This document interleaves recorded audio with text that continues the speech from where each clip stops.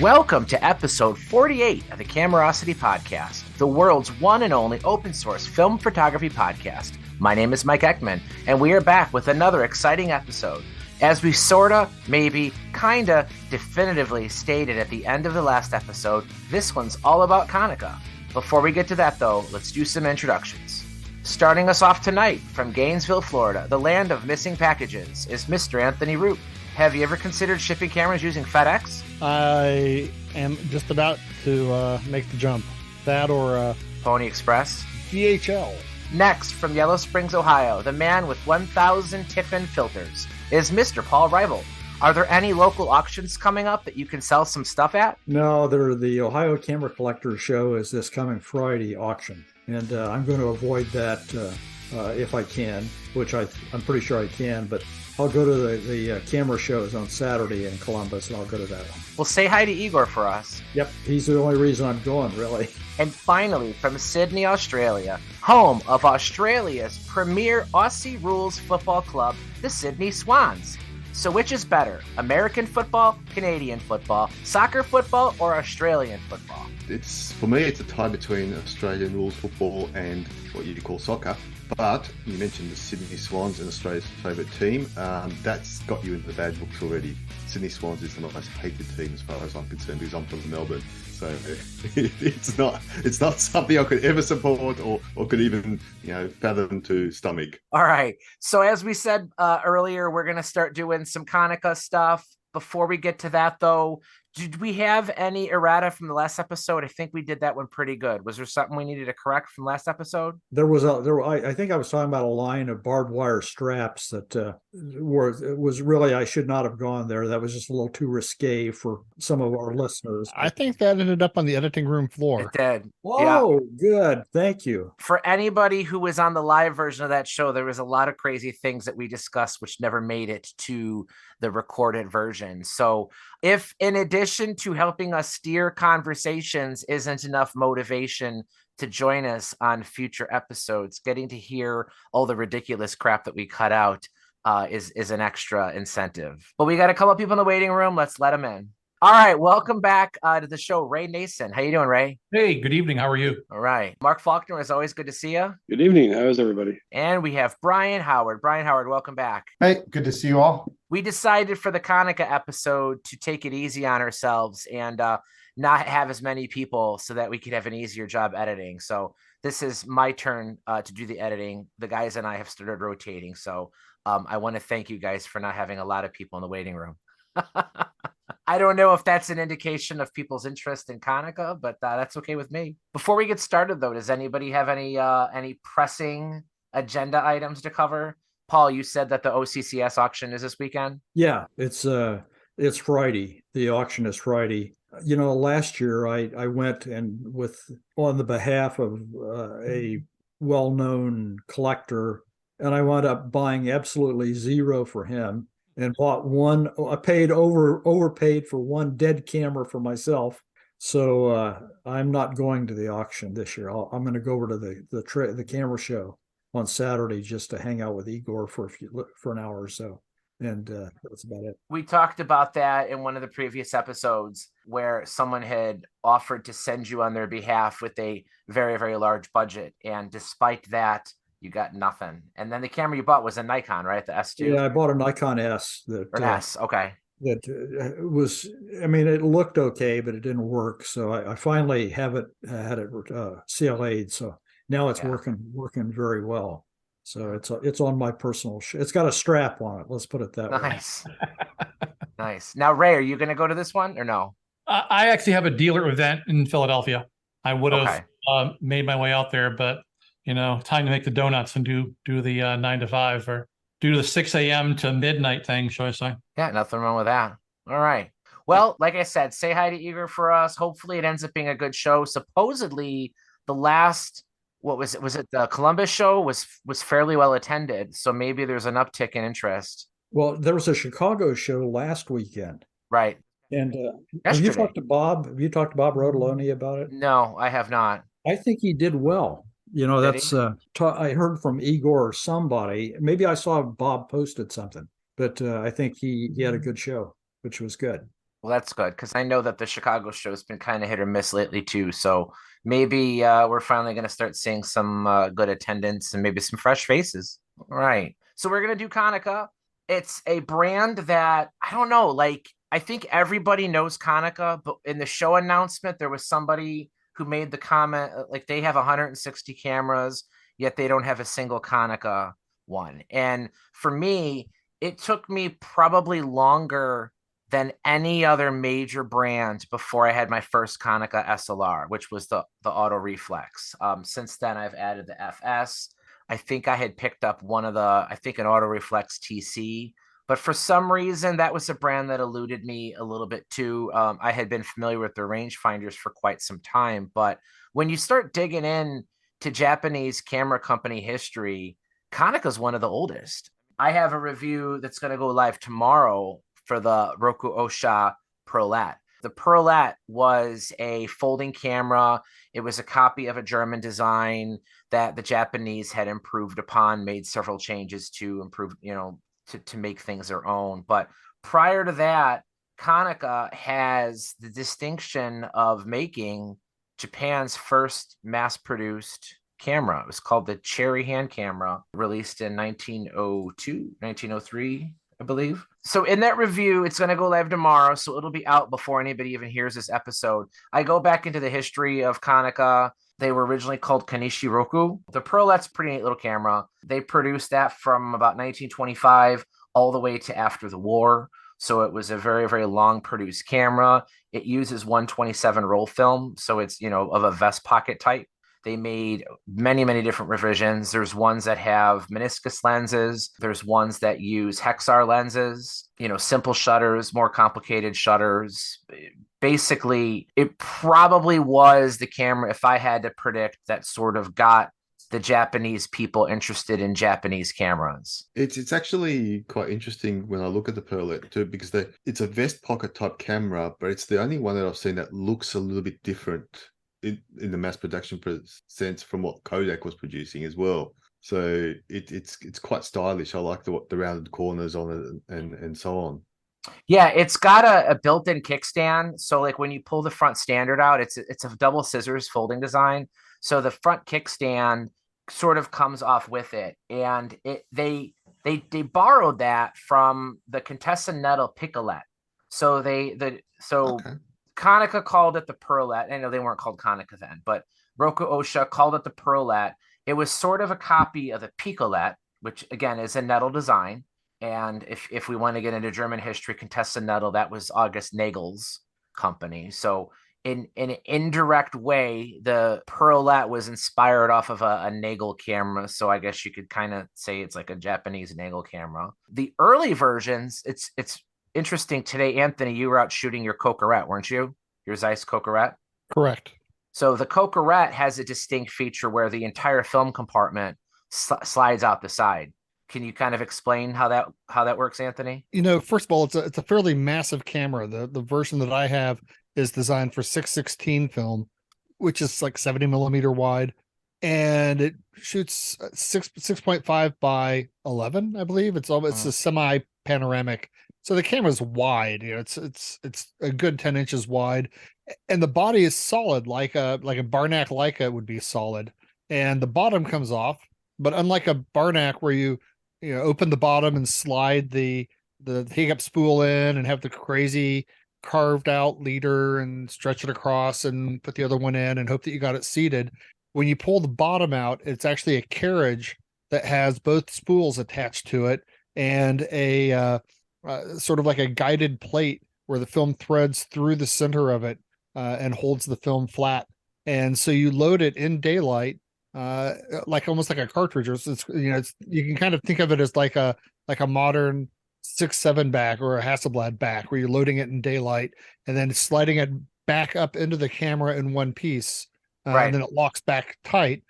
So the camera itself is incredibly rigid, basically one big curved piece of metal, one big loop. So the Picolette was the same way, where you pulled basically the entire film compartment out the side, including the two spools and the film gate. The Coquerette was the same way, and then the Pearlette borrowed that. They eventually got away from that design, at some point and went with more of a hinged back. Like for people who like variants, you know, sometimes people like to pick a model that they like to collect because there's a whole bunch of different versions of it. But the Pearlette is like that. I've never seen any type of like attempt of like Mark One, or we all know Zeiss like to give those, you know, 531/16, you know, numbers to uniquely identify each variant. You know, Canon would give a new model number to every rangefinder for changing, you know, one tiny little thing. I'll detail this with the Pearlette. I mean, there's at least a dozen variations of this camera where they change things. There's a Luxus version, which is, you know, an upgraded version with a better lens, you know, real leather, stuff like that. But the one that I have is a very late pre-war. I believe mine's from about 1940.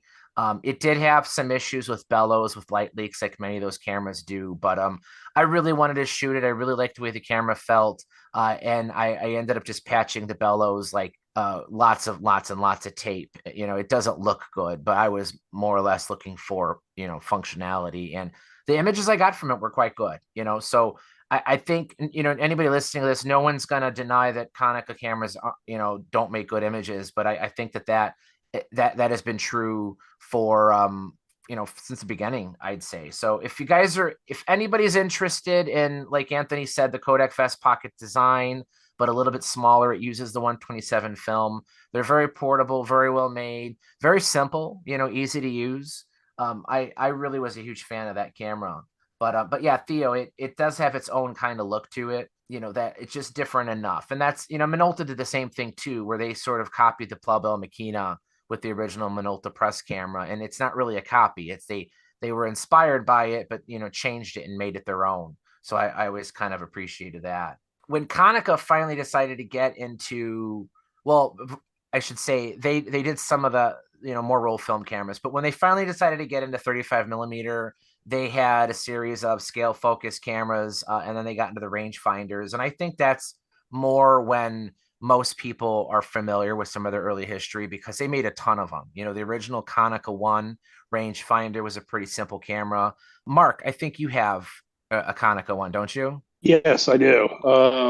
Somewhere here on the shelf. I haven't shot with it yet, but it's Oh, a you well-built haven't? camera. What I was showing here was the Konica Roku Snappy. Oh, the Snappy. This is a interchangeable lens, 17.5 millimeter film.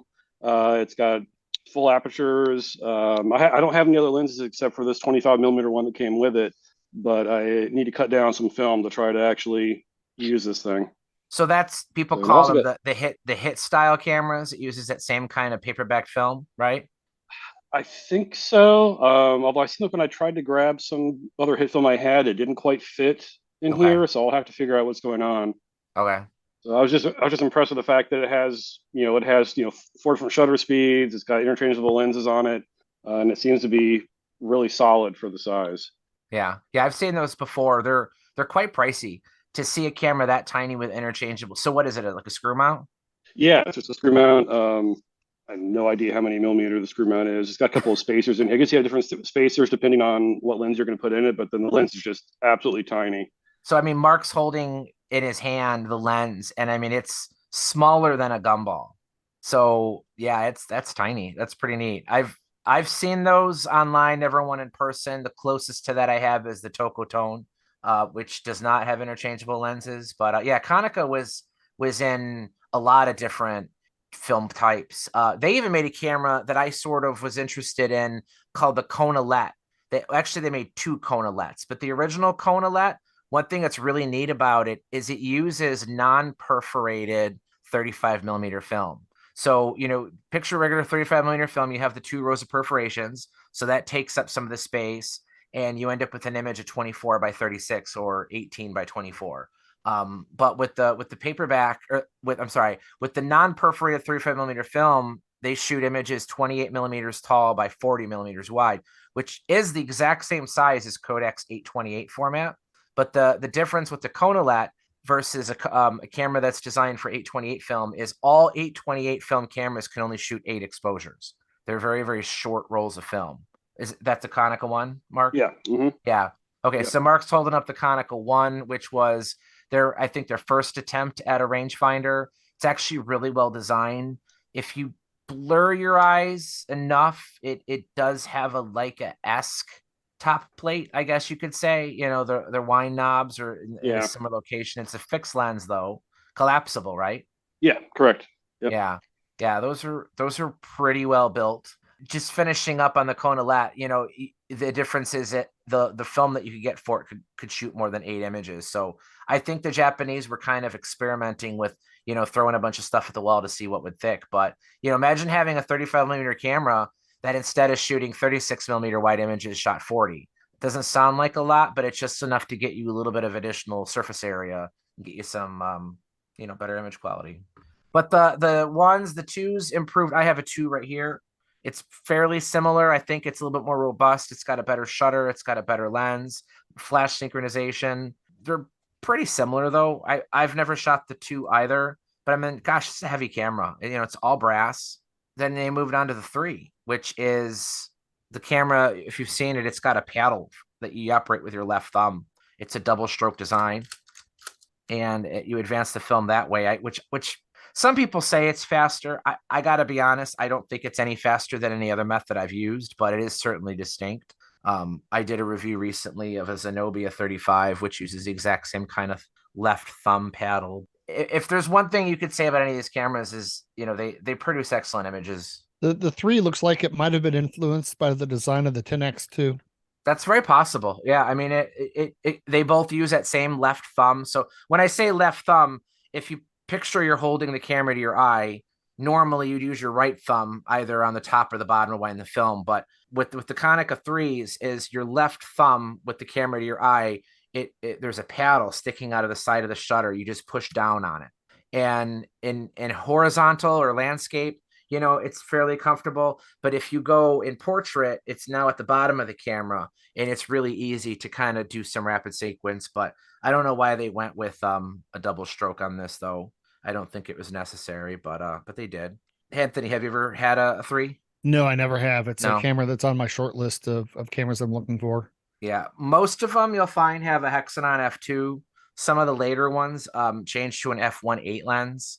My understanding is it's neither is any better than the other. It's just they maybe ran out of a certain kind or something like that. But whether you get the f2 or the f1.8 version, you're going to get great images from them for sure, and they're solid. I mean, like Mark said, these are just well built cameras and excellent chrome. I mean, just feeling it in your hand is just, this is the kind of camera where if you're new to collecting, it sort of inspires you to wanna keep going. At least it did for me. Both of my Konica experiences, the cameras that I actually do enjoy using quite a bit, curiously, both go back to my time on the Classic Lenses podcast. I had recently picked up a Leotax Semi, which is a 645 folder, very compact. And Carl had just envy about my Leotax Semi and contacted a collector in South Florida that we both knew. And he ended up with an absolute museum quality Pearl 2. Beautiful camera. It could exist as just like a little piece of sculpture on your desk. And he had shot 1 or 2 rolls with it, brought it by the and I'm gonna hand this over to Theo in a second, because my experience with it is actually quite limited, because Carl was bringing it to me at my cafe. I can look at him getting out of his car directly across from the front door, does not have a strap on the camera, fumbles it and drops it right in the middle of the street, and then steps on it. Oh man. And destroys this poor camera. He gave it to me as like a memento. I've got this rather crooked Pearl 2, and it's a jewel. I mean, they call them pearls. They are a jewel-like little camera, but I'm going to have to hand it over to Theo because mine is completely inoperable.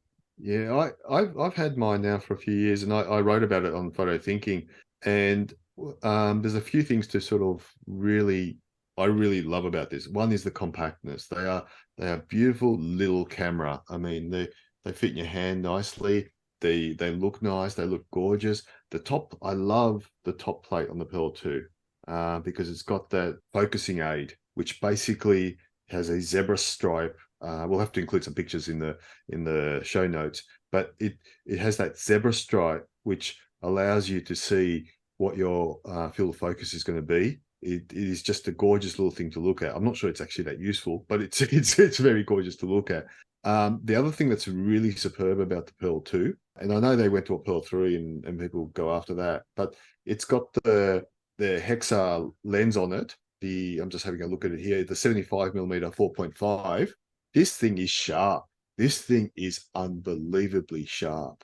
I was surprised out of a folder I was getting such results. It's something that, yeah, if someone showed it to me, I would have thought, oh, that's some other rangefinder, yeah, a fixed lens rangefinder or something like that. But this is a folding camera. It's a rangefinder, and it is super, super sharp. The one thing I don't particularly enjoy about it is the wind on at the bottom. It's got a little key advance lever, which is all right until you try and put the camera somewhere. And it sits on the bottom, and it literally, you can never sit this thing flat. Does it like fold out and you have to twist it to advance it? Yes, you do. Yes. So like a music box almost, like you're kind of winding it. Yeah. And it's not too bad when the actual camera's open and you put it down that way. But as soon as you fold the front in and you put it, it's never going to sit up straight. You have to put it on its back. Yeah. And obviously a lot of them have, damaged back. This one's absolutely perfect. They've just thought about everything in this. Its viewfinder is superb. It looks like it's Polaroid to some point as well, the viewfinder. So it's a really clear, fantastic camera to use. So I'm sorry, Anthony, that yours is in that shape, because I think this is a kind of camera that you would really enjoy using. Well, Anthony loves the semi cameras. Absolutely. I was actually out shooting my Duo 620 today. Yeah. And I really enjoy the format. What do you have there, Mark? This is the Semi Pearl. This one came out in 1938, I believe.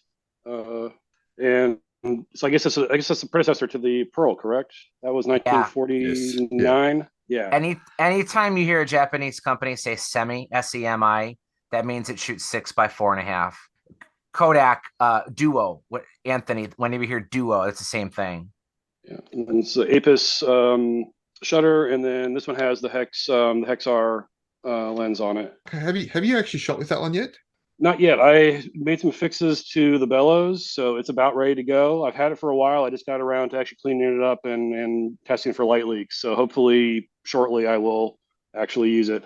Bitch, to see what the results are from the earlier model. But where's the shutter release on that one? Shutter release is down here on the so they obviously they obviously did that early.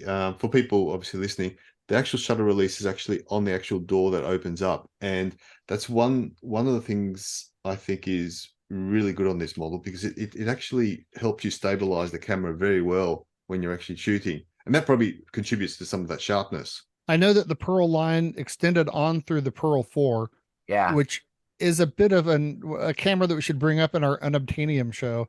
I know exactly one person that has one. There you go. Who is it that likes it? Cheyenne Morrison. It's a sexy camera. But Cheyenne, I was so waiting to say that. I'm not sure if he's actually ever shot it or not. It seems like his particular copy is always in for repair with something else that they've tracked down that they can't fix. But it's sexy, man. It's so sexy.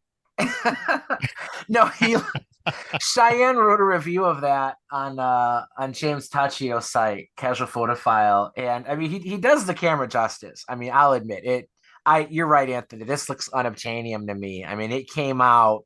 It had to have been one of the very last roll film Japanese folding cameras, because he says right here it came out in December of '58.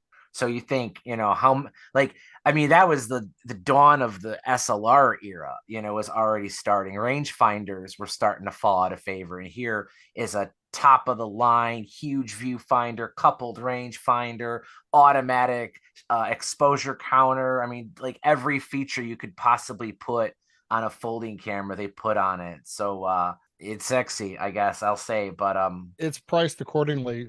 Sure. I've tried to track prices on them, and they're about double what I would want to spend on a 1950s 645 folder. He does have some sample images in the review, so I guess he has shot it before. but I've heard him talking about that before. We counted the last time Shine was on the show how many times he said sexy, and I think it was like 20 times or something like that. So that's sort of like his call sign. So after that, Mike, what the twos, threes, there were three A's and three M's. Yeah. So I have a 3A. That was the end of it, wasn't it? The 3 series was the last of the rangefinders of that series. So the 3, just the plain 3 has the same viewfinder as the 2, which is a normal size. I mean, it's there's nothing wrong with it. It's the correct size you would expect to have a 35 millimeter rangefinder from the mid 50s. The 3A, they took that camera and just supersized the viewfinder. Otherwise, it's exactly the same.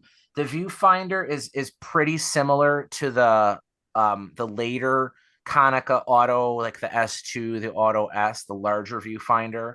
It's very bright, very easy. It's got projected frame lines. And then you had mentioned earlier that you had the final version, which was the Konica 3M.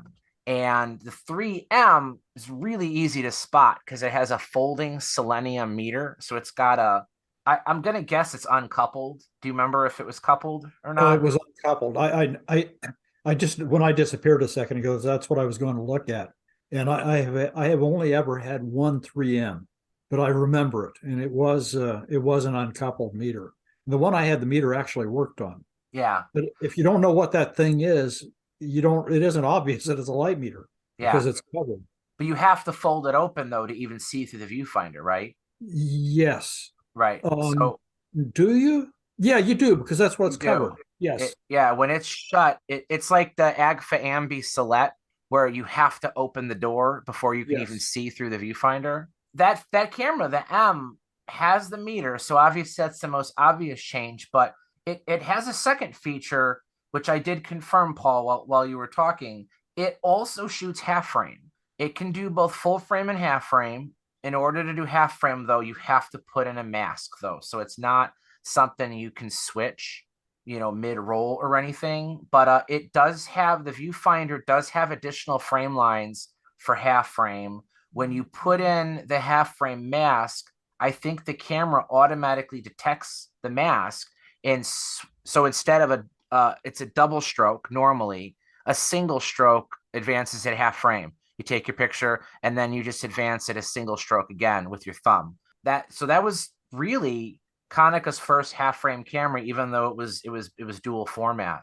But it had the meter, very, very cool camera, priced accordingly. You said you sold yours, right, Paul? Yeah.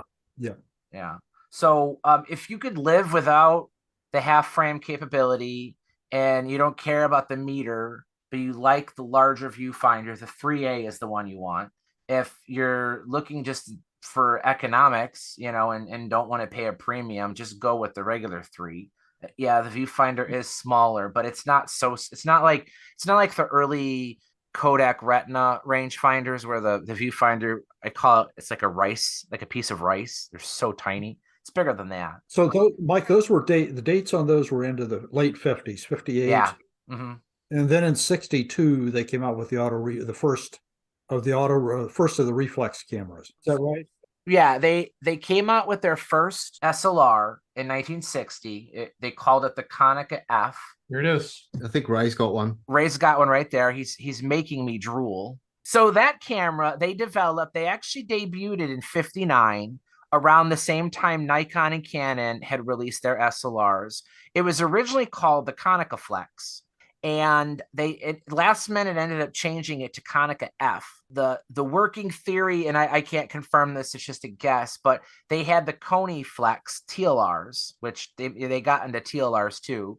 Konica was all over the place. I mean, to be honest with you, we really needed to have a Konica expert on here instead of me rambling, because there's just so much things that they got into. They did TLRs, they did folding semi cameras.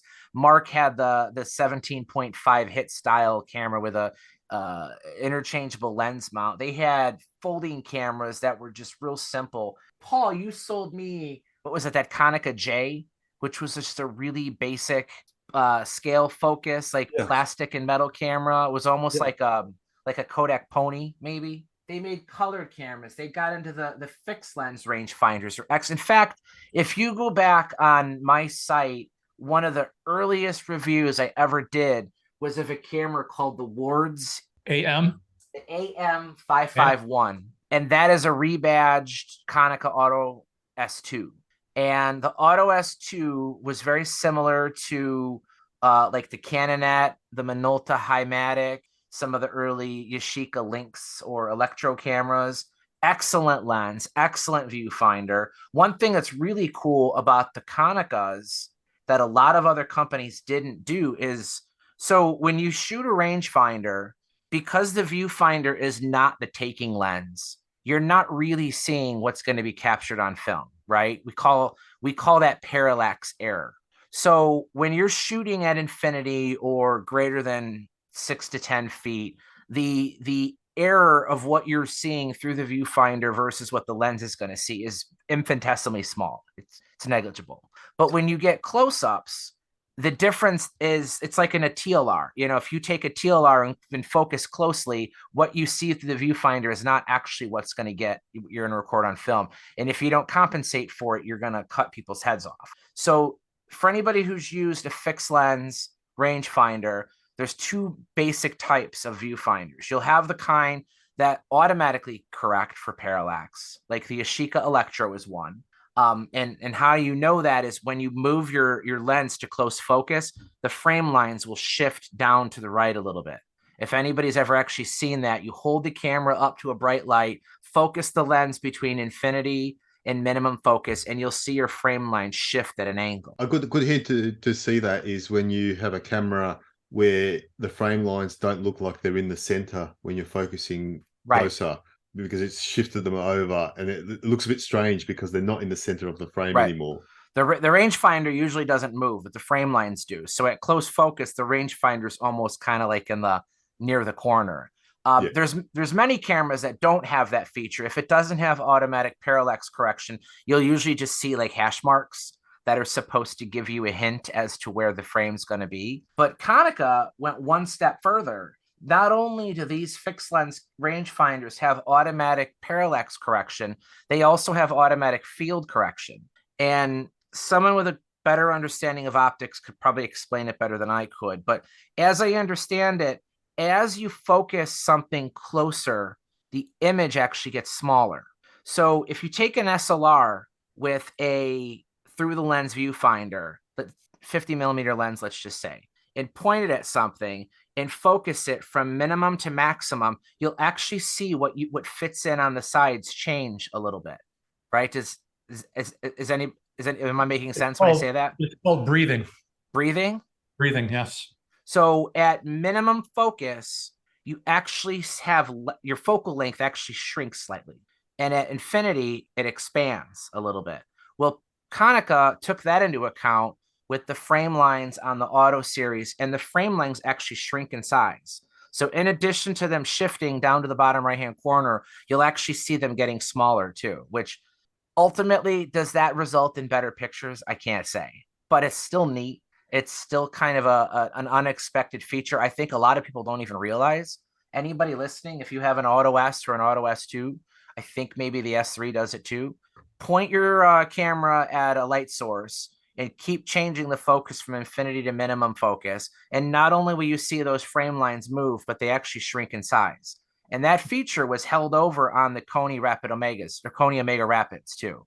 You'll actually see the rangefinder image shrinks in size. It gets bigger as it moves. So the Omegas, the press cameras we've talked about before, excellent cameras. They called it the Rapid, which was like a lever that stuck out of the side. You'd grip it, pull it out, and shove it back in, and that would advance the film one exposure. Ray, that camera you have there, the Konica F, borrowed a feature from the Koni-Omegas in which the film pressure plate. Do you want to explain that, Ray? As you advance the film on the cocking of the shutter, the film plane itself, the pressure plate, moves to have less tension up against the film gate. So it's actually a smoother advance. I'd love to show you on this camera. This one's jammed. And my Koni-Omega Flexes, I used to shoot weddings with them between the rangefinders and the twin lens. And God, they were just horrible. Horrible is the best way to put it for film spacing. You know, for a 6x7 getting 10 exposures, I used to get 14 all the time, overlapping and whatnot. I mean, it was a amazing. It reminded me of a Graflex Graphmatic back, but on a roll of film. And we used to slam them. Oh my goodness, rip it out, slam them back in. I can't believe any has survived today based upon how they were used in the past. So you said the TLRs do that too? The TLR had the same back, yes. Yeah, okay. Yeah. Except that it was a 6x7 TLR that you really didn't shoot verticals, you shot horizontals. By the way, the film was in horizontal. To go vertical, the parallax was just incredible. You just basically you shot a vertical in the horizontal and you cropped it later. Kind of like with a Hasselblad, like a square format. Maybe that's why they were so conscientious about rangefinder parallax correction, because that's very possible. Thinking back, I couldn't even tell you how that rangefinder worked. We would just, focus them, make sure you're at f8 or 5.6 and take the photo. We always refer to the twin lens as the funny Omega Flex. Funny Omega Flex. Because they were really, I've seen some strange medium format cameras. That one was really top of the line. Yeah, it really was. Yeah. It was a very unusual camera. I had one recently with 3 lenses. Wow. And 2 finders, 2 different finders. Eye finder and the waist level finder. Yes. Yeah. So does that work similar to the Mamiya TLRs, where the taking lens, the viewing lens, and the shutter all come off as one piece when you swap lenses? Yes. So you think basically the whole front of the camera. So to have 3 must have been a pretty good find. Yeah, it was a complete kit. There were only a couple, and it had been very lightly used, but oddly enough, the shutters were fine. Okay. They were all leaf shutters, of course, and they weren't a problem. They were all timed pretty well. So when that camera was new, like, who would have been the target customer? Who would have bought that? Wedding photographers. Wedding photographers, sure. Okay. Yep. Wedding/portrait. Yep. Seniors, though there weren't at that time, senior photography wasn't as big a deal, but the wedding photographers definitely that was same people that use the Mamiya twin lenses. I mean, that's what they did, basically because they were quiet. And because they were leaf shutter, they could sync with flash at any speed. Well, up to 1/500th of a second. Yes. Right. So that was back in the day. That was your top shutter speed, was 1/500th of a second. Yep. I've got a question. It's not Konica related, but it's probably more American related. What are seniors pictures? I see that a lot. Is that when people are finishing a particular type of school? Or? Yes. It's when they're graduating from high school. And it became, I don't know where the marketing on this, Ray would know probably better than, though I dealt with people. There are studios that specialize in nothing but senior photography. Yep. And they take them out, they'll take a senior out to, with changes of clothing and with ornate sets. And it's just a big business opportunity, really. It has to have gone back to the 1930s. Does it go back that far? At least I've seen my mother's yearbook from her high school in Bloomington, Indiana, from like 1942 or whatever it was, and every person had a senior portrait in that. Yeah, well, school photography, that's one thing, but the senior photography got into a whole different thing because it got to be kids on motorcycles, kids with their horses, the surfing, they would do pictures of themselves in situations of their particular interest. So it got to be, it's actually a huge business. And in fact, the large studios will have what they call representatives, which they'll take a particularly popular senior and they'll be a representative for the studio to the other students to try to bring the business to them. Okay, well, thanks for that, because outside of the US, that doesn't seem to be a thing, because we don't see that at all here. The latest thing, Theo, is we noticed this. I was with my wife doing errands on Sunday. You'll take your photograph of your child, your senior, and have a poster, like a life-size poster for your front of your door in your house, or they'll have banners and flags downtown that are celebrating the seniors. It's remarkable at the opportunities that these studios and photographers are making right now. When I was in college, we had a class called Make a Buck. And it was literally how you can make money making photographs. And just seeing what they're doing right now is just mind-blowing. I mean, it's May, and we already have families, and it's a big competition around here as well, because, the peer pressure is just incredible. Well, it's interesting. That could be one form of photography where social media is actually helping it, because people are seeing, like you said, the peer pressure.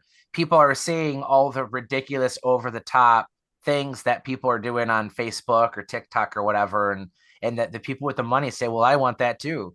And the photographers are like, hey, you pay me, I'll do it. I have friends that are exclusively now senior photographers year round. Wow. That's a crazy thing. Like when I was in high school, going back 30 years ago, it was about this time of the year you were preparing for your senior portrait. It's time for the senior portrait. And there's even trade shows that are dedicated to just senior photographers. The over the top, is that more recent then? Because I mean, I graduated high school in 96, and I remember people getting senior photos, but they were just, you put on a suit and get a nice picture. Yeah, those are the kidnappers. I mean, this is a whole different thing. This is a progression from boudoir photography. Okay. Absolutely. I mean, it's a niche. We're talking, I have friends that have makeup artists on staff. Makeup artists for your senior portrait. The uptake on all of this is there's too much money to be made. Us Americans, we're coming to Australia. We're taking your money when we take the pictures of your seniors. Sorry for that deviation, but I just needed to know what that was all about. I'll be honest with you, I learned something new too, because like I said, I mean, I remember getting senior photos taken, but maybe it didn't quite hit Northwest Indiana. Brian, were you trying to say something there? No, I was just going to say I'd never heard of the senior pictures thing either, despite having been born in America, I think. Remind us, Brian, where are you at? Where are you located? I grew up in New England, but I'm in California. Okay.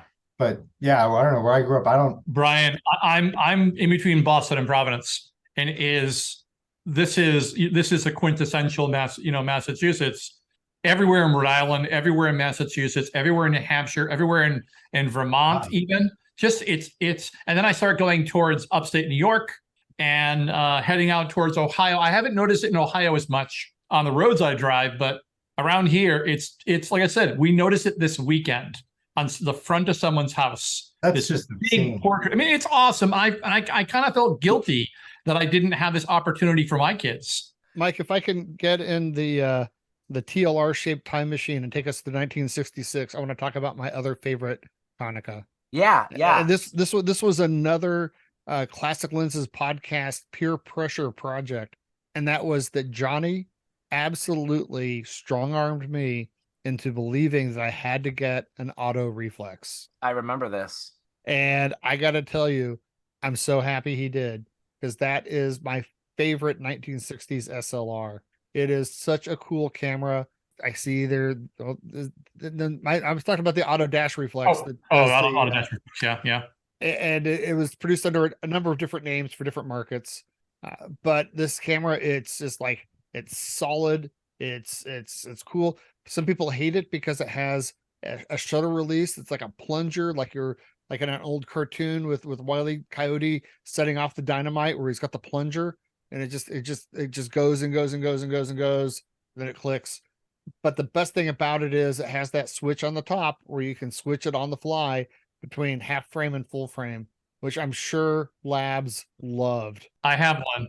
I couldn't find it for tonight. Mark's got his out. Theo, do you have one? So the Japanese version was the Auto-Rex. There is an unmetered version. It's called the P, which I think is what you have, Mark, right? Correct. Mm-hmm. So if you see a P to the right of the lens in the front, it just means it doesn't have a meter. But there's Auto-Rex, and then there was Photoquell in Germany had a review variant of it as well too. So you can find it under a couple different names. But yeah, I mean, everything Anthony said, I completely agree with. I love that camera. It's so solid. The lenses are great. I've said it multiple times in this show. I don't think Konica ever made a camera that didn't have good lenses. You're going to get great images from them. And Anthony, you have a couple special lenses, right? For that camera? I believe the one is it a 57-1.4? That's the standard. Those are such nice 50s. I also have the 35-2.8 that was designed for half frame. Then I have the crazy zoom that was also designed for half frame. And I think I loaned that one to you, Mike, didn't I? You did. Yeah, I was trying to lead you into that. So they made lenses very specifically with focal lengths to be used only in half frame mode to maximize, I guess, like if that's the reason you bought the camera, that actually mounts onto that camera. So Absolutely. the specifically for half frame. Wow. Now you can still shoot it and film. Like there's nothing preventing you from using those lenses in full frame mode, but you're going to get crazy vignetting if you do that. Have you ever tried that, Anthony? Yeah, I have, and you do. Yeah. I mean, if you like vignetting, it's great. Well, I mean, you can crop it out.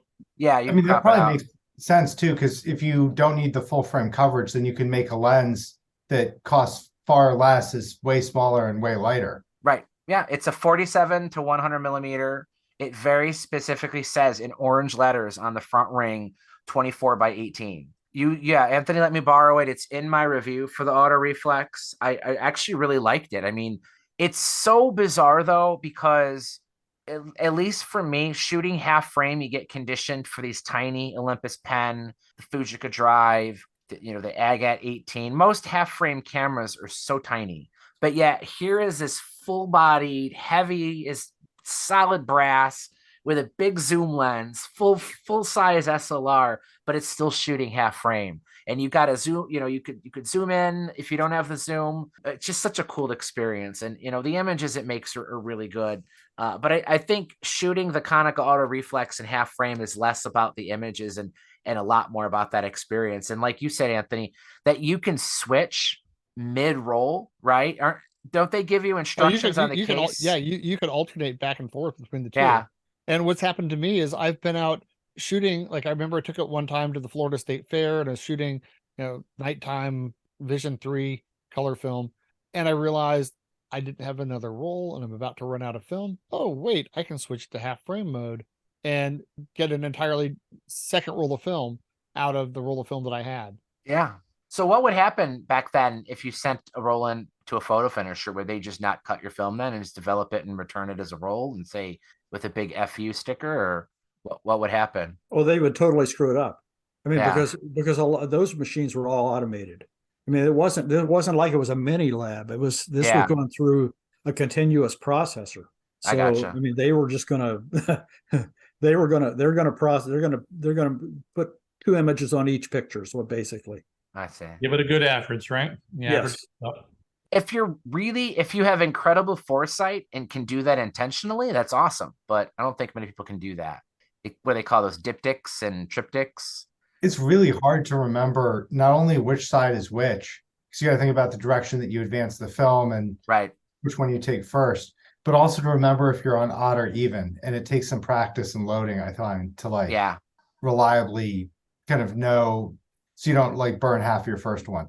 Yeah. All right. So Anthony, I love it. Does anybody else have any comments on the auto? And we say auto dash reflex because it's the only one that Konica made that had the dash between those two words. They had a whole line of auto reflex cameras, but for whatever reason, when they removed the half frame feature, they got rid of the dash. I was gonna say, since we're on the topic of half frames, the Konica Eye is a really nice half frame from the mid 60s. And it is one of the half frames that goes up to 400 ISO. So you can actually use, more modern film on it. Which call was it, Brian? Is it the letter I or is it EYE?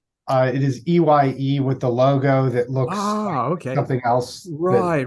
What does it look like, Brian? What does that look like, Brian? I think I've seen that somewhere before. It's a And my unfortunately named cameras part 2, I comment on how the logo looks very it just looks like boobs. I'll just say it looks like boobs. They learned their lesson, and so on the I2, they got rid of it and just went for a very plain font. I discovered that in addition to them looking like boobs, they also kind of looks like CYC, which in Polish is slang for boobs also. Oh. And when you do a English to Polish translator and type in that word, I won't say it, but it looks like another word for the same thing. So well, it's funny you mentioned that. I actually got this one. I believe it was listed as CYC. CYC, yeah. I forget which one or the other, but it took some time. So I can't believe that was. It's like the Polaroid Swinger. They couldn't have not known that had what they were doing. I just feel like somebody swindled Coming back to the camera, one thing that mystifies me is why, in the world, the hand strap is on the left-hand side, which makes it very awkward. You can't wear it if you're holding the camera in your right hand. That's true. Yeah. Usually You you're can't going to want wind to, the camera in your left hand, fire the shutter or focus it or do anything with it. so they only have the lug on that side? There's only a lug on that side. It's absolutely smooth on the opposite side. There's no provision for one. I'm not a kind of person who carries a camera without a strap, so it's kind of clunky to have one stuck on the bottom of this thing. It's the one feature that ruins an otherwise almost perfect half frame camera. That's a good follow-up to last week's strap episode, or 2 weeks ago strap episode. So, Mike, the subsequent auto reflexes, once they start throwing T's and numbers after them, I don't really have that much experience with those cameras. It seems like they're a little bit lighter weight than the original auto dash reflex. They seem like perfectly serviceable cameras. Yeah, the T stands for TTL, so through the lens. The auto dash reflex, the metered ones, the cell is on the body. So if you hold up an auto reflex, there's a little dial, and the CDS cell is external to the body. But with the auto reflex T, they switched to through the lens metering. The cameras got a little bit simpler. They got rid of that half frame mode. I've handled a couple of the T's. They had a T, a T2, a T3. There's a one, I think, from the very early 80s called the TC, I think, which used a lot of plastic. And I'll be honest, here's where kind of like my experience with Konica sort of disappears, because I didn't really have much of a chance. I had an FS1 once. It didn't work. It was just completely corroded. Paul, you've commented that those things just were junk back then too. What happened was the T's were shutter priority, and the T3 came out in 1973, and that was their last of the heavyweight bodies. But it had all the features. I mean, it had multiple exposure, depth of field preview. There you go. Ray's got a black one, beautiful. That is recovered with brown leather. Yeah. The T3 was their last of the heavyweight cameras. After that, they went to space age material. The T4 was horrible. Yep, T4 and the TC. Horrible. T4, TC. And they did also the same thing Minolta did. They went to some sort of a funky vinyl covering on them that it was a fake leather that shrunk. So when it shrunk, the seams, Theo's holding one up there, and it just looked nasty after a very short period of time. But the good news is you can recover them and they look fine. But the T3 was really an excellent camera. You rarely see one that doesn't work. They were a flash sync at 125th of a second. I believe wasn't, tell me if I'm wrong there, Mark. You've got yours in your hand. Is it sync? Is it 125? Yes, 125th. Yep. Yeah. So it's a metal shutter. And being aperture or shutter priority, the lenses were a little bit problematic at that time because Vivitar was selling the T4 lenses and T4 lenses, and they did not work well with the Konica bodies because they didn't have the ability to put the lens on an A mode. So when Canon had the same situation, they came out with the TX mount, and the TX mount would service the Konicas and the Canon cameras in the shutter priority modes. Well, and if I could backtrack just a tiny bit back to that Konica F, it also has a vertically traveling metal blade shutter. A lot of information online suggests that it's an early Copal square, but my understanding is that it is not. It is truly a Konica design shutter. Yeah, Ray's holding it up. It only has 2 blades, whereas the Copal square should have 4. But it does hit 1/2000th of a second. It had a very high flash sync speed. It beat, I think it was the Nicorex was one of the first cameras to have the Copal square. So that was kind of a big deal in the early 60s to start that switch to the vertically traveling. If you're having a hard time understanding why that's significant, if you picture a film gate of a 35 millimeter camera, full frame, the width is 36 millimeters, the height is 24 millimeters. So if the shutter has to travel horizontally, it has to physically move the whole length of 36 millimeters. But when a shutter moves vertically, it only has to move 24 millimeters. And that's one of the reasons, if you go back to the 30s, when Zeiss was creating the Contax rangefinders, why their shutters travel vertically also is a shorter distance, which should theoretically get you faster and more reliable speeds, plus a faster flash sync speed. So Konica was just pushing the limits so many times with their viewfinders. They were making cameras of every possible film format, design, 6x7 TLRs. The one misstep I think that sort of set them back with that first SLR was they designed a mount, a Konica F mount for that F that you have there. They also reused it on a second camera called the FS and maybe one or two others. Yeah, he's got a black FS. I have a chrome FS. If you take that lens off, Ray, I have a picture of it in my review. The opening to where the lens is on the body is laughably small compared to the size of the body.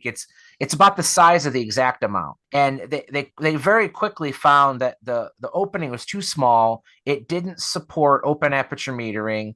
So Konica pulled a mulligan. Within 6 years of releasing that mount, they switched to the AR mount. So you'll hear the term Konica AR mount. The AR stands for Auto-Reflex.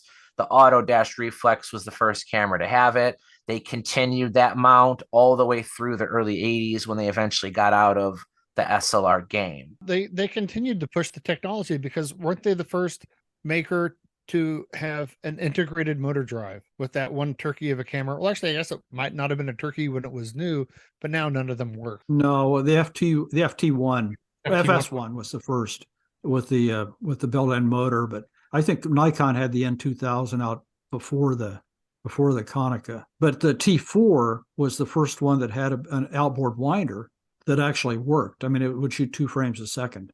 But when they came out with the FT1, the FS1, and then later the FC1, they just weren't very good cameras. They were built cheap, and for some reason the batteries corroded in them, and it just wasn't a good system. The Konica C35 AF was the first point and shoot with autofocus. They used Honeywell's system. So, they were innovating through the early 80s. I don't know why they disappeared, though. I mean, I don't know if it was just too hard to compete with Nikon and Canon. Maybe Konica just was trying too many things. Who knows? Well, that wasn't their big business was copy machines. Yeah. Business supply, business equipment. And the distributor in the U.S. was Berkey Marketing, who was just a fantastic wholesaler, or I shouldn't say wholesaler, distributor. I mean, Ray and I've talked about this. They were just they had all kinds of cool stuff. I mean, they had Sunpack flashes, Sigma lenses. They had, gosh, I can't remember everything they did have. They were Omega enlargers, Konica cameras. But Konica was huge in the office supply business and also film. I mean, they were making film. True. Yep. Very beginning. Chemistry, paper. Yeah. Mini lab supplies in the 80s, in the late 80s.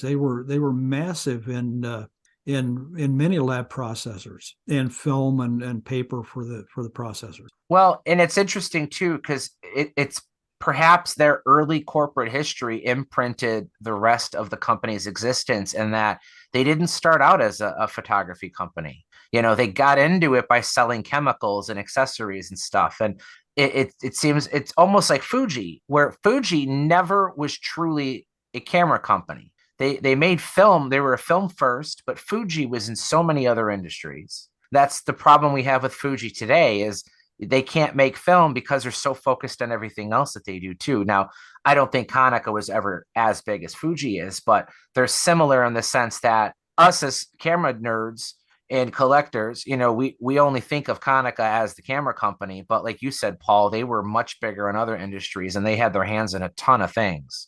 Well, they also came out in '82. They came out with the Hexar AF, which was a competitor to the Contax G1 or T1, whatever it was at the time. And I think I mentioned this to the guys. I had one of those that Konica actually gave my boss at that time, one of the first kits that ever came into the U.S. And for some reason, he either won it or they gave it to him. Well, he gave it to me. And I carried that camera with me for, 15 years and shot with it extensively. It was a great little camera. Autofocus, 35 millimeter f2 fixed lens. It wasn't small, but it was just an excellent camera. And then later they came out with the Hexar RF, which was the Leica M mount camera with several lenses, and that proved to be a very good, very popular camera. I mean, it didn't sell in huge numbers because of the price and all that, but the people that owned them really liked them. I just sold my Hexar AF this past weekend at the Boston show. I took a used one in about a month ago, and I was going crazy trying to decide whether I should keep it. And somebody bought it. The high-end shutter speed was only 1/250 at the second, though, wasn't it? It was something stupid like that. Yep. Yeah. I mean, it had some limitations, and the cool thing was that the first versions of them had what was called the silent mode. It was a hidden feature, and if you Googled it, you could figure out how to move it into the silent mode, and it made it the quietest motor-driven camera you've never heard. I mean, it was just absolutely silent. So how did it do that? Did it just go really slow? Well, no, it still would shoot. I mean, it was about 1 frame a second, but for some reason, the start and stop on it was baffled. You just didn't hear it. You could feel it if you were holding it, but you couldn't hear it. Huh. Hey, Ray, my 1930 Zeiss Coquerette has a top speed of 250. I thought that was rather deluxe. Think about the film ISO back then, though. So did Konica ever make an interchangeable lens autofocus camera or no? I don't believe so. No, they not till they got to Minolta. They bought Minolta out at the end, so yeah. So they were large enough to acquire Minolta, which was, and they did that for the business application, not for the photo interest. Yes, the photo interest went to Sony. So you said something that I've always been curious about. Konica acquired Minolta, or did they just agree to merge, or like who was the controlling? Konica acquired Minolta. Okay, I never knew that. Konica and Minolta were competitors in a lot of industries, not just copiers, but also in medical technology and some other things. And it was actually the best. It was the reason both companies survived, because they neither one of them would have been around today if they had not merged. Yep. And they only produced cameras together for 3 years before selling off the SLRs to Sony. Yes. That happened from the get-go. The technology went right to Sony, as Sony's ramping up. They were understanding and realizing they had to bide their time. I gotcha. And what they really produced in that time frame was crap cameras. Should I say all plastic cameras? They were, and they used the Minolta A mount. Yes. Which was the other thing that Sony got from them. Yes. Was the A mount, and that created its own its own set of problems for people that use the cameras, because then Sony switched them out to the E mount. Yep. But you had mentioned, Ray, the crap cameras. So I feel like we're at the part of the show where I get to rag on Konica a little bit, because in 8 years of reviewing cameras for my site, I could wholeheartedly pick my least favorite camera they've ever reviewed. And if anybody's talked to me, you guys know which one it's going to be. And it's a shame too, because it's a cool looking camera, but the Konica AI Borg, without a doubt, is the worst. And I'll put a little asterisk there and say it's the worst serious camera, right? So like the Chinese cameras, with the lead weights in the bottom, or, the toy cameras that aren't meant to be serious photographic instruments. Yes, those aren't as good as even the AI Borg, but the AI Borg was intended to be a premium advanced prosumer. I mean, I think it's sold, designed by FA Porsche. Yeah, they spent money on the design of it. Some people call it the Darth Vader camera because it kind of slightly resembles Darth Vader's mask. It had so much technology in it. I believe when it was new, it had a retail price of something like $550, which, when adjusted for inflation, is well over $1,000 today. So somebody at Konica really thought this thing was gonna hit it off.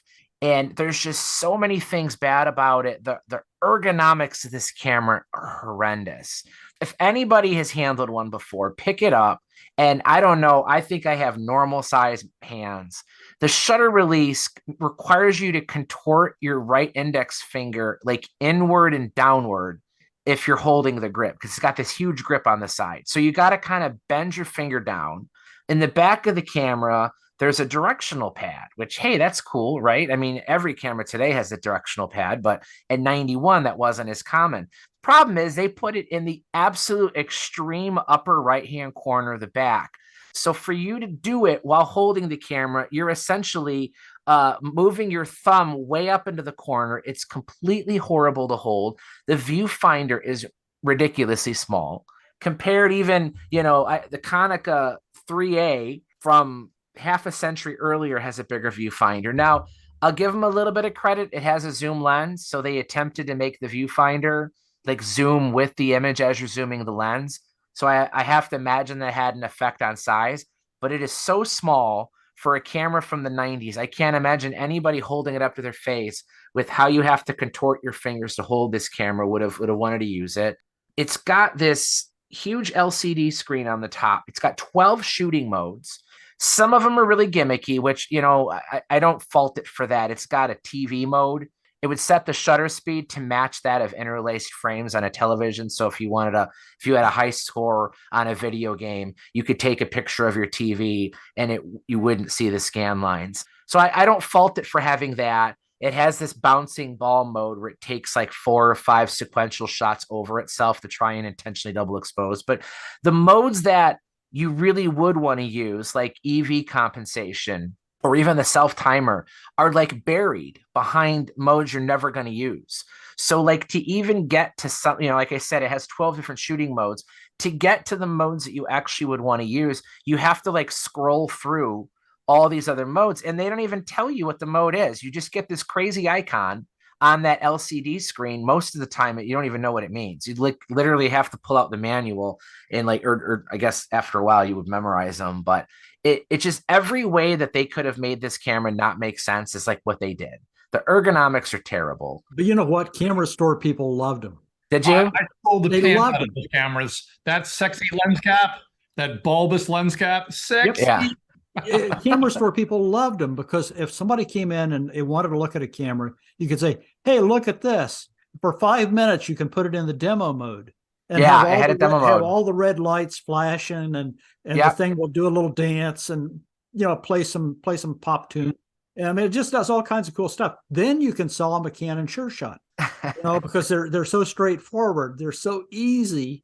Yeah. After they've seen what the iBorg did and how huge it is, you pick up a camera you really want to sell them, like a Ricoh, something that's profitable. Margin, Paul. Something that you've got a shot at making $6 on instead of losing 20. I made $12 when I sold an iBorg. I sold a lot of $12 commissions, $12 spiff.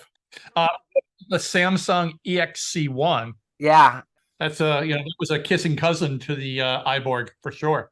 But does it have the ridiculous modes too, or does it have all the? It has a fair amount of ridiculous modes. It's a little bit easier with shutter speed because of the wing design that the camera comes up like a wing. Yeah. Mike, after we sign off, you'll have to tell us what you really think about the Borg. No, I hate it. And that's why I give it why I say it's my least favorite camera. Because like I said, it's a serious camera. I mean, they sold it for a serious price. I am sure that if you just forgive all of the shortcomings of the ergonomics, the viewfinder, get it in a mode you like, I'm sure it takes fine pictures. But I remember when I was working on the review, and mind you, I reviewed this camera like 7 years ago. I assumed that over time I would find one that I hated more, and I have not. I don't get angry when I pick up a toy camera and it feels like a toy because it's not pretending to be something else. But the iBorg was supposed to be a really good camera. And it's just like, wow, they did not pay attention to their focus groups at all. Mike, did you ever review, Ray, which one was it? The Rollei QZ35? Yes. QF35? Yeah, there's 2 different versions of that. Yeah, that was a Porsche design also. It was. Yep. Do you remember that, Mike? Did you ever get into one of those? I can't even picture what it looks like. It had the handle, the potato masher flash on the side. Screwed into the camera. A removable lens cap. I mean, it just, the lens cap, I think, might have been a self-timer. Yeah, it was. It was a infrared remote. Yes. Yes. Yeah, infrared remote. As a matter of fact, they need 2 versions. One with a wide-angle lens, one with a telephoto lens. That's right. You had a short wide zoom, or you had a moderate short telephoto zoom. And it even said Porsche FA Porsche design was actually on the camera itself. What was the name of it again? A Rolly QZ35, but it was a huge camera. I mean, think about the original Olympus O product camera. Yeah, I had both of those. Of the Relies, they actually work very well. The Minolta, the Olympus O product, and the Minolta Product 20. Yes, the Product 20 is just the Freedom 101 rebadged. Oh, that's that one that it looks like it's an old school camera, but it's just a cheap point and shoot. That's the Minolta one. Yes, the Product. Yeah. Prods. Okay. And then Olympus had the Ecru also. Yes. The Ecru was the sort of and that was based upon the stylus at the time. The stylus body inside. We had a deal that when I was working with a dealer, we had refurbs that weren't refurbs, and I was able to buy them for $65 a piece. They were basically closing them out. 65. I bought 10 of them. It was awesome. Just an awesome camera. My wife had them. My mother-in-law had them. It was less money than buying a stylus, and it was just bigger kind of block white camera, metal lens cap. Had a buckskin leather camera strap on it. Really a great camera. Real fantastic camera. But to me, the most expensive bad camera from that era was the Nikon 35 Ti. Yeah, with the analog needles on top. Which nowadays they're big bucks. Yeah, they have the analog needles. They had the most diabolical flash system ever. I mean, it was impossible to use it with flash. I mean, you never knew what shutter speed you were going to get. But that dial is sexy. It was. It's sexy, baby. Ti and the 28 Ti, they were sexy. I mean, they were unbelievably beautiful cameras. And they still demand a big price today. I like that. Yep. Mm-hmm. I remember seeing one of those very early on in collecting, and I remember the price being unobtainium, and I don't think I've ever seen anything to even suggest. And from what you're saying, they're not even that great to use. So you're going to pay a premium and then hate it. Well, and not only that, the same problem that some of the Yashicas and Contexes are having. There are some electrical issues. There are no parts for them. So now they're beginning to fail, and they brick. Every person I know who's paid out, splashed out the money for those that I know of, hates them, has had issues with them, regrets buying them. They're pricey and they're just not reliable. Yeah, I bought one when they first came out, and I didn't have it. I probably didn't keep it 6 months before I traded it back in. I'll have to ask Bob if he knows, was there a reason that they decided to make that? Were they trying to enter a market or something? I mean, there had to have been a reason, because nothing else looks like those things. No, I mean, it was a metal camera. It wasn't lightweight like a stylus or, any of the Canons. It was really pretty unique camera for the time. Well, at the time, it was going up against a Contax T2. Yes. Okay. Yes. That'd be the direct competitor for sure. Which was still a smaller camera, but a better camera. Bringing it back to Konica for a few minutes, we've talked about a few different cameras and so on, but one thing we haven't really sort of mentioned is the Hexanon lenses have an absolute fantastic reputation. They are super sharp. I've got an Auto-Reflex TC here with the Pancake 40mm on there. Awesome lens. It is an awesome lens. I love that lens. And I think we mentioned it in the previous show. I think, Mike, you mentioned it. If you ever want one of those really nice Hexanon lenses, the best way to do it is to find someone selling one with a body, because generally people are selling the cameras for peanuts. But if you're trying to buy the lens by itself, it can be big bucks. They were one of the kit lenses for the Konica FS1, which is one of the worst SLRs they made, but they included that lens on it. So yeah, that's a great tip. Search for the camera, not the lens, and you'll pay much less. But to Ray's point, they are absolutely awesome lenses. I don't think I've heard of anybody complain about the quality of that glass.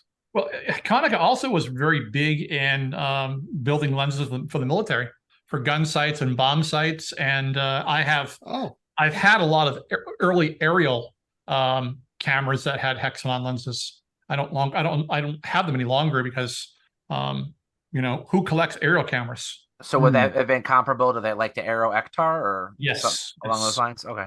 Yeah. I mean, they made Leica thread mount lenses. They, for Leotax sometimes came with not Leotax, Honor. Honor, yeah. Yeah. Honor. I'm in the market for a Konica 50 3.5 for my Honor I bought in Boston a couple weeks ago. Yeah, the Honors came with them, the Chiotax and the Chiokas sometimes came with Konishi Roku lenses. And I mean, obviously they'd fit on a Leica, you know, they're the same. Yeah, they were pretty. Didn't they also produce some lenses for just some other companies too? Couldn't you get we had the Mamiya episode. I want to say some of the Mamiya 6s actually could have had a Konishi Roku lens possibly. Earlier ones, yes. Yep. So they were around. They had their hands in so many different things. Theo, the lenses are great. It does not matter what you mount them to. I like the AR lenses, that 41.8. I have a Nikkor 40 f2 for my Z. Yep. And it's a plastic mount lens. It's very lightweight, but it's optically amazing. I love that lens. Honest to God, I think 40 millimeter is my sweet spot. I think 50 is just a little bit too long for me. I find that how I see things when I look through a 50 millimeter lens, I just feel like I'm constantly wanting to take a step or two back.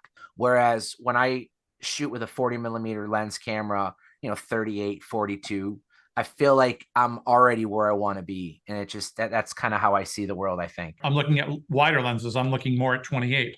Yeah. And it was always a 35 person. Coming back to the end of Konica, I know that towards the end they released you're talking about toy cameras earlier.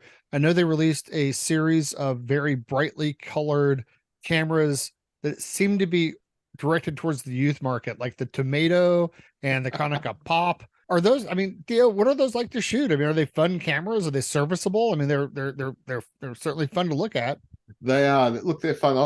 I've run a roll through this. I've got the Tomato Auto Date here, and they are extremely fun to use actually, because you don't think about it. You just have fun, and you tend to actually try and use them in fun situations because they're brightly colored. You just put a little strap on them and off you go. The quality is about what you'd expect from a camera like this, but it's reasonable. It actually, I mean, I noticed that when I look at it here now, Konica didn't put the Hexanon label on it. It just says Konica lens. It's reasonable for your snapshots. I mean, you're not going to do works of art with it or anything like that. And they work. They're such simple cameras. They just work. They're all plastic. And what's the focal length? 38? 35. 35. Something 0.4. There's a scratch on the labeling here. I can't quite make out what it is, but it's a 0.4 of something plus 0.4. But it is they go up to 400 ISO. In fact, you've only got three choices. You've got 100, 200, and 400. So they've really simplified this. There's a little flash that you can just turn on and off, and they are a manual rewind and forward wind. Sorry, they're not automatically winding or anything like that. So it's just a little click and wind on, click, wind on. I did a quick Google search. It says the Konica Tomato is a rebranded Pop 10. So if you don't want the red, you can get the exact same camera as the Pop 10. But why would you? You want the red, right? Yeah. You get the red. I'm looking at a picture one. They're sexy. No, they are good looking cameras. I mean, I don't know why they chose tomato and not like cherry. Do they have a lettuce? Lemon. But what's interesting with this one is this is the date. This is the auto date. So you've got this really simple, effectively toy-like camera where everything's absolutely manual. And then you've got this LCD screen on the back where you can actually print dates. It's really bizarre. Interesting. Yeah. So once again, another market that Konica went into. They had a camera called the Recorder, which was a half frame, really strange. It was like very flat, like a square camera. I have they don't work. Don't you have to like spread it apart, kind of? Yes. Open it up. Yeah. Another weird one. I've never seen them in working condition. No. Ever. Nope. Fuji had a similar camera called the TW3, which I have, and they had a soldered in battery that was not meant to be replaceable, but it's really easy to open up the camera and just desolder it and put a new one in. So I was able to use that. I didn't really care for it though, so I can't imagine the Recorder is any better. Well, the Recorder was a half frame, and I thought that the TW was 35 millimeter. No, it's half frame also. Is it half frame? Okay. Yeah, it has twin lenses. It's a tele and wide. Okay. They even got into APS. I've got a little Revio Z3 here, and it is actually quite a sexy camera. Funny enough, it's all metallic and so on. Yeah, obviously, with like the Tomato, they were going for some sort of market because it even has a little inbuilt mirror for selfies, which I thought was quite neat. It's actually quite a nice camera to use. This one suffers from a fault which seems quite common on them, is that the actual film release seems to break, and so you can shoot your whole roll, and you can't actually open it to get your film out or put a new one in. So it's which is not great.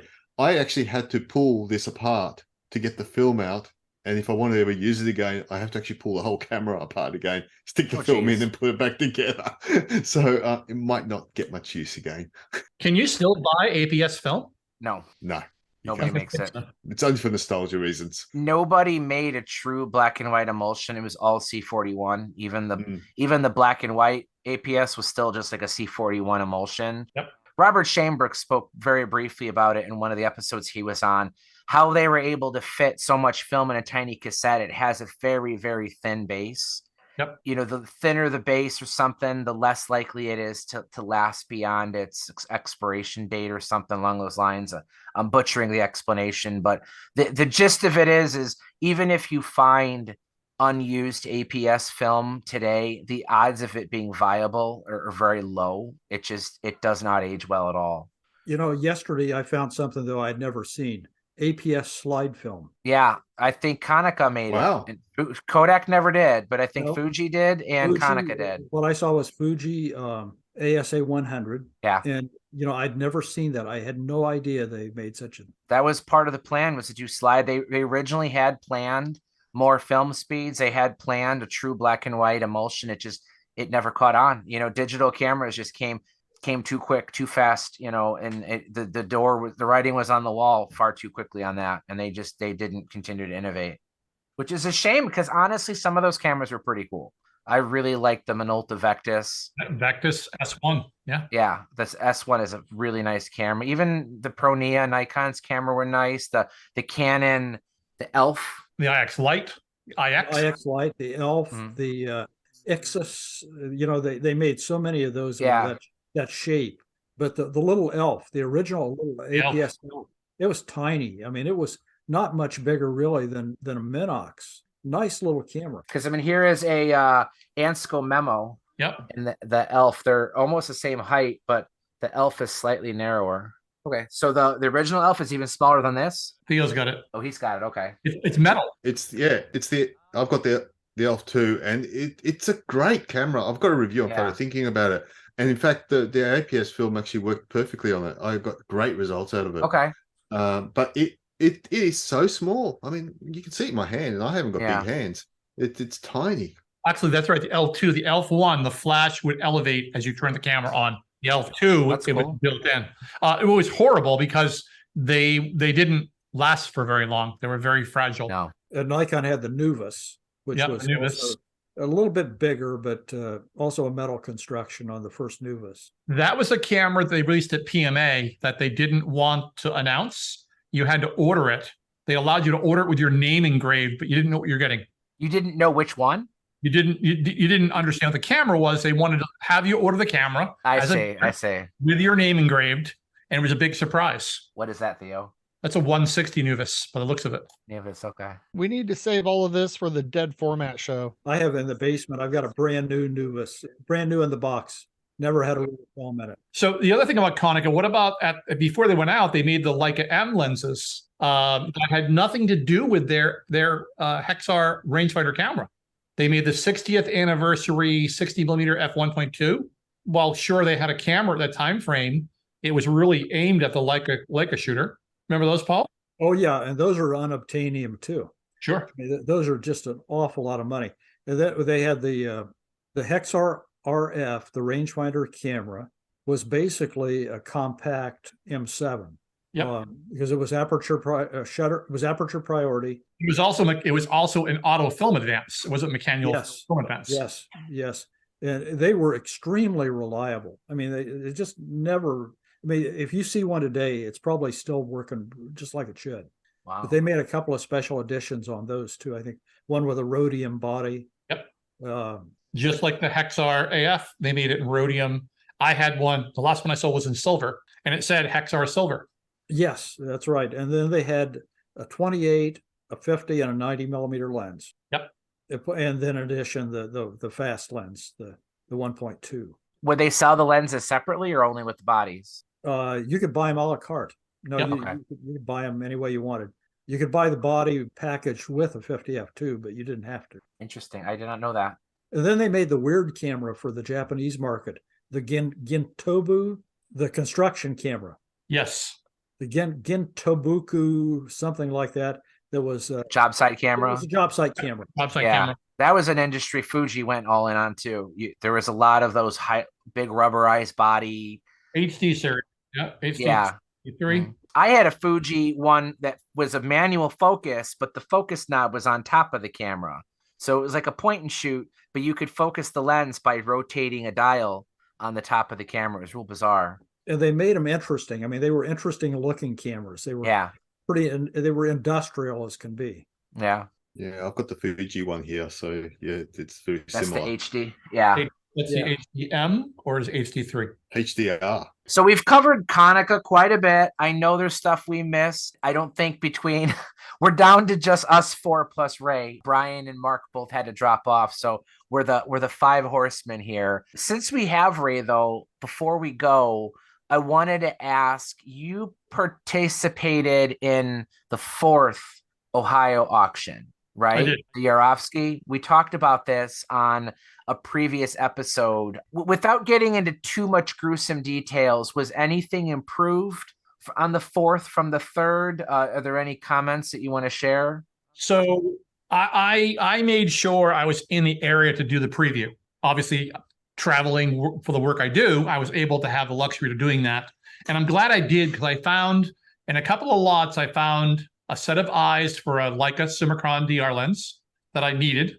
And I found a rapid advance for a screw mount that wasn't listed anywhere. And I made my notes in a notepad and did my diligence. When I went to pick up the gear, the SNU was there, and it wasn't published at all. But in the auction, it wasn't shown in the pictures, but it was there. But the eyes were missing. And this was a chest of parts, if you would, that I put a lot of money down. I put a very high bid in to win this, and it wasn't there. So I called the person who was responsible, who had a great conversation when I was there. He was aware of the issues of the last auction where things were missing, and the multiplier and the bids were obviously not as bad as the last time. But he was going to let me walk away and say, if you don't want the lot because an item's missing, you don't have to have it. And it was plenty of things in there that was worth the value of the lot. So lo and behold, I just said, fine, I've got a 12-hour drive back to my house. I need to leave now. I was so disappointed that I was missing that set of eyes in that box, or in that chest of parts, that I set the gear in. I left the gear in my car for like 3 days. I was home. I just got back from a 12-day road trip. I really didn't need to be anywhere. So I pull the gear out, and in my diligence is I'll pull gear into my garage. I'll clean it before it comes to my house. And this was, like Paul made a mention on how horrible the last auction that he participated in. This was the worst of the worst. This was, talk about having to knock the rust off and the dust and the mold, and it was just horrible. I threw away half of what I purchased, and I purchased pretty heavily at the event itself. But a few days after I got home, I'm going through the cases, I'm going through the chest of drawers, and not only is the eyes there, but a second set are there. So because I didn't freak out, because I didn't cause a scene, I mean, I made it known that the MO of the auctions were pretty bad, and the representation of what happened with items being missing was repeating itself. But I worked in a professional manner, and I guess my karma rewarded me when I got back home. So I'm very pleased. I wish that the descriptions were better, because most of those cameras were broken parts cameras. They were jammed and didn't work, and they went for a lot of money. There's a lot of things that went for a lot of money, and there's a lot of things that went very little money. Well, that was the experience I had with the third one. It's because I had bid on a bunch of stuff. Paul, we talked about this before, but They never said it was operational. So, I mean, I guess there's that. But the way it was presented is this was from a major collector. Correct. And, when I hear collector, I think of the people I know, you guys, Von Cabbage, Paul, any of us. And I have broken cameras here too, but most everything is in great shape. And if it isn't working, it can be fixed. Correct. But what they were selling, one of the auctions Paul picked up from me, I had an SR2 in it. And that was Minolta's very first SLR, and I really wanted one. I didn't care if it wasn't in the best shape. Well, it came with a couple other cameras. And I remember telling Paul, it's like, you can throw those away. And Paul's like, I'll just send them to you. And one of them, I swear to God, it was covered in poop. It wasn't poop, but it sure looked like it. It was poop. I had a conversation with the auction director. Yeah, he said he got a tetanus shot after moving these boxes. But I guess shouldn't surprise me, but it does. That wasn't a collector. It was a hoarder. It was a camera hoarder. It was a hoarder. It's kind of funny. I have a dealer I mentioned. He goes, what are you doing out here early from Boston, visiting me? I'm like, well, I have an errand to run. I'm picking up some auction items. He goes, oh, yeah. What'd you pick up? What'd you buy? And I told him, and he goes, his eyes lit up. This guy used to be in his shop, and he says, 4 or 5 times a week. He was a teenager. So this guy was really new optics. He used to do a lot of repair work. He was not a professional repair shop, but he was a repairman. He specialized in like a screw mount. He had an antique shop. The amount of gear, the pure amount of gear that he had, I guess the first auction, there was some pretty good items that were sold, and they went for a very reasonable price. And then things just escalated, and the hype came on, and yeah, I was there. There was still, Paul, do you remember that big, it was like a 16 by 20 or 11 by 14 camera? It's a really big camera. Well, that is a gentleman in Texas who bought that. It was still sitting there, but he bought even more lots. And I was talking to, again, the auctioneer about the cost of, so this studio camera must have weighed 400 pounds. Big wooden monster of a rolling tripod. It's, like a camera stand. And I said, that's got to cost you, a couple $1,000 to pallet it and put it on a truck to drive it to Texas. He was showing up to pick up his auctions, all 4 auctions that he, paid for. He's making a trip up to pick up he had a full length of the building, a table's worth of stuff. Wow. Crazy. Well, hopefully he's not disappointed after driving from Texas. I can't see how anyone can't be disappointed. Yeah. This last auction, like I said, it was pretty bad. It was, not represented. The first auction, and I didn't partake in an auction. I didn't realize it was happening. I honestly hate auctions. I'd rather buy something or not buy it, on your own terms, be able to handle it or whatnot. But he's got tools left. So they're basically done, unless it's going to be a surprise on maybe 2 more auctions worth, full of tchotchkes and tools. And I was looking at a small automat lathe, pocket lathe, things of that nature there. So interesting. Well, thanks for sharing that with us. I was curious. I didn't expect there to be a significant difference, but none of us even bothered to jump in on that one. So, well, it was worse. How does that sound? All right. You were coming up on the 2-hour mark. We don't have a lot of people here. You guys have anything else you wanted to talk about? Something we missed? I'm not sure, Mike. We have either reached new heights or plumbed new depths of nerdiness tonight. I thought for sure the strap episode would either be one of 2 extremes, and thankfully it was the positive one. I joked that there haven't been many podcasts or any at all devoted to straps, and the feedback we got was pretty positive. Theo, weren't some of their podcasters commenting that they enjoyed listening to? They did, actually. They were very surprised, but pleasantly surprised. That's actually a very good sign. I always enjoy listening to the shows. It could take us a week or so to get these things out, and sometimes by the time you're done, you sort of forget the things you talk about. So even though we're on the shows, re-listening to it, you hear things that maybe you missed the first time. So I enjoy listening to it, and that was a fun episode. So we aren't trying to be the nerdiest podcast. I just think that that's just the nature of how things end up being. But I hope people still listen. What are we gonna do next time, Mike? What's the next episode? Is it lens caps? No lens caps. Filters. We're gonna have a show all about filters. Polarizers, UV, sky filters. I've been on a half frame tear. Yeah. I spent a lot of money I shouldn't have spent in Boston on broken half frames, pen Fs, for example. There you go. Well, you better call in 2 weeks in. Put it on your schedule. We're gonna do half frame. Maybe we'll do half an episode and we'll just end it at an hour. You know, it'll be the half episode. We'll release it in 2 halves or something stupid. But yeah, so thank you guys. Thanks, Ray, for coming. You could be you're like the 5th Beatle. You could be the 5th host. You're welcome back anytime. Enjoy talking to you. Thank you. 2 weeks from now, half frame Camerosity podcast spectacular. I'm getting tired, guys. Say good night, Mikey. Good night, everybody. Good night. Good night. Bye. Bye.